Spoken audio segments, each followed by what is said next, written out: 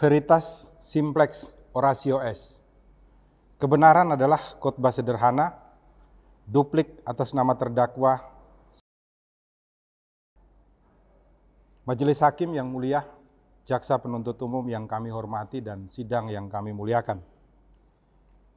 Pada kesempatan terakhir bagi terdakwa di mimbar persidangan yang suci, sakral dan mulia ini, perkenankanlah kami selaku penasihat hukum terdakwa kembali membuka segala fakta hukum yang terjadi di muka persidangan ini, agar kehadiran ruang persidangan yang mulia mampu membuka mata, telinga, dan nurani kita untuk bersama-sama memberikan keadilan bagi masyarakat dan semua individu manusia yang menghadapi proses persidangan, termasuk terdakwa secara khusus. Bahwa segala sesuatu yang tertuang dalam nota pembelaan atau pledoi kami, mohon untuk dianggap terbacakan kembali dan menjadi satu bagian yang tidak terpisahkan dengan duplik ini. Bahwa apabila jaksa penuntut umum dalam dakwaan alternatif 1 tetap berpendapat PT mengalami kerugian sebesar Rp2.153.125.000, maka kerugian tersebut menjadi tanggung jawab saksi karena yang menyarankan dan menggerakkan untuk membayar pembayaran tahap ketiga dan keempat ke rekening saksi adalah saksi sendiri dan saksi notaris. Hal ini sesuai dengan fakta hukum persidangan sebagai berikut. Bahwa di muka persidangan saksi menyatakan penerimaan pembayaran ketiga dan keempat hanya digunakan untuk membayar tanah blok 1, blok 3, blok 4, dan blok 5, sebagaimana perintah PT.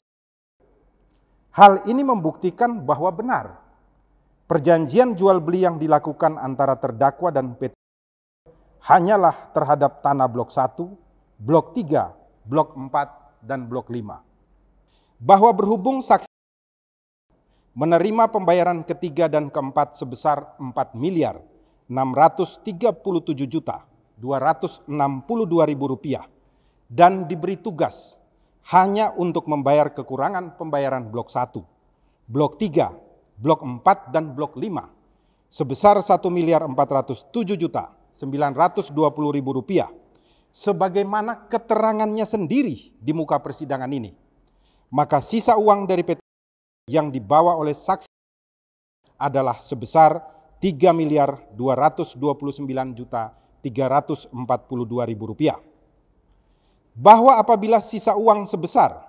Rp3.229.342.000 dikembalikan oleh saksi kepada PT, maka tidak ada perkara penipuan yang mengakibatkan kerugian sebesar Rp2.153.125.000 yang dialami PT.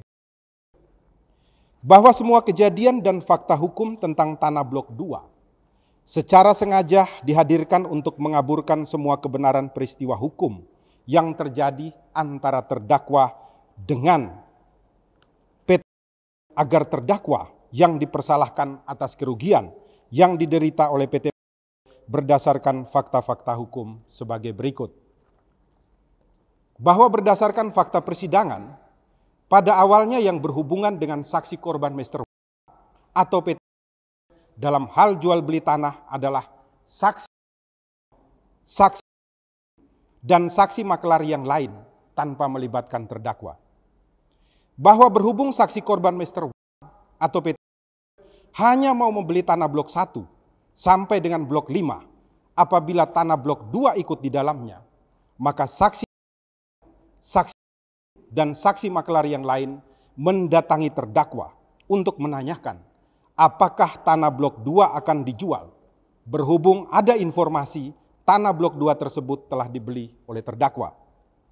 Bahwa setelah mengetahui terdakwa juga bekerja sambilan sebagai makelar tanah, maka untuk menggerakkan terdakwa agar mau menjual tanah blok 2, saksi dan saksi makelar yang lain mengajak terdakwa untuk membuat kesepakatan tertulis pembagian keuntungan dari semua penjualan tanah blok 1 sampai dengan blok 5 dengan harapan terdakwa tergerak untuk benar-benar menjual tanah blok 2 kepada saksi korban Mr. atau PT. Pada saat pertemuan tersebut hanya dibuat perjanjian jual beli terhadap tanah blok 1, blok 3, blok 4, dan blok 5. Sedangkan tanah blok 2 tidak dibuatkan perjanjian jual beli karena dokumennya belum lengkap. Di mana hal ini dilakukan oleh saksi korban Mr. karena yakin terhadap keterangan saksi notaris dan saksi bahwa untuk meyakinkan terdakwa menyerahkan dokumen-dokumen tanah blok 2 kepada saksi notaris, maka saksi dan saksi makelar yang lain meyakinkan saksi korban Mr. untuk melakukan pembayaran tahap ke-1 dan tahap kedua kepada terdakwa. Bahwa berhubung saksi korban Mr. sejak awal sudah tidak percaya dengan terdakwa, maka ketika saksi dan saksi makelar yang lain serta saksi notaris meminta pembayaran tahap ketiga dan keempat dialihkan kepada saksi karena adanya komplain dari pemilik tanah blok 1, saksi korban Mr. langsung percaya dan melakukan pembayaran tersebut kepada saksi tanpa memberikan konfirmasi apapun kepada terdakwa. Padahal perjanjian jual beli tanah dilakukan antara saksi korban Mr. atau PT dengan terdakwa. Bahwa berdasarkan fakta persidangan, terdakwa yang taat kepada perjanjian jual beli tanah dengan saksi korban Mr. atau PT justru akhirnya mengalami kerugian sebesar Rp182.887.500 karena yakin pembayaran tahap ketiga dan tahap keempat akan dibayarkan ke rekening terdakwa oleh saksi korban Mr. atau PT. Sehingga terdakwa tidak ragu-ragu untuk mengeluarkan uang pribadinya untuk pembayaran tanah dari blok 1 sampai dengan blok 5 sekaligus membagi keuntungan sementara dengan saksi dan saksi makelar yang lain. Bahwa kerugian yang dialami terdakwa terjadi karena pemutusan jual beli tanah secara sepihak oleh saksi korban Mr. kepada terdakwa. Hal ini terbukti dengan tidak adanya teguran ataupun somasi kepada terdakwa dari saksi korban Mr. ataupun PT. Setelah terjadi permasalahan hukum tanah blok 2 karena saksi korban Mr.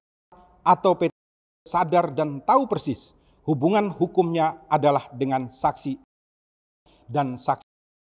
Hal ini terbukti dengan fakta hukum bahwa yang menandatangani pembayaran tanah sebesar Rp9.294.674 adalah saksi.